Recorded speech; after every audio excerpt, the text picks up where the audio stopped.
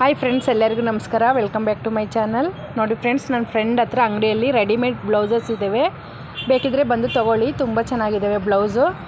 ನೋಡಿ, work blouse black colour ತುಂಬ ಚೆನ್ನಾಗಿದೆ.